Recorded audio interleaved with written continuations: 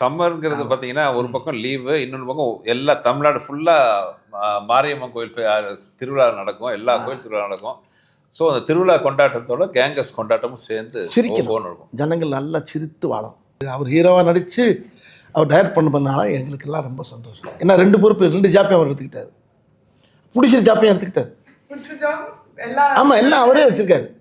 வச்சு அடித்து நொறுக்கி கரெக்டாக பிளான் பண்ணி எதாக இருந்தாலும் பிளான் பண்ணி பண்ணணும். நம்ம பற்றிலாம் சொன்னோம். ஏன்னா சினிமாவை பொறுத்தவரை நேற்றைய சாதனை முக்கியம் இல்லை, இன்னைக்கு என்ன பண்ண போகிறோங்கிறது தான் ரொம்ப முக்கியமான விஷயம். ஸோ அந்த வகையில் வந்து கேங்கர்ஸ் எனக்கு வடிவேலனுக்கு எங்களோட முதல் படம் மாதிரி தான் நாங்கள் ஒர்க் பண்ணிட்டு இருக்கோம். இப்போ பார்த்திபன் நானும் சேர்ந்தா எப்படி இருக்குமோ அது மாதிரி இப்போ சுந்தர்ஜி நானும் சேர்ந்தா அப்போ மக்களுக்கு என்ன 15 நிமிஷம் கேப் விட்டது ஒரு வகையில் நல்லதுன்னு நினைக்கிறேன். அது ஏன்னு கேளுங்களேன், ஓயாமல் சேர்ந்துக்கிட்டே இருந்தால் கூட போராடிச்சிருக்கோம்.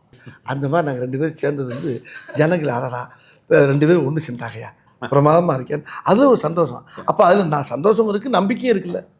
எப்படி நம்மளை சிரிக்க வச்சிருவாங்க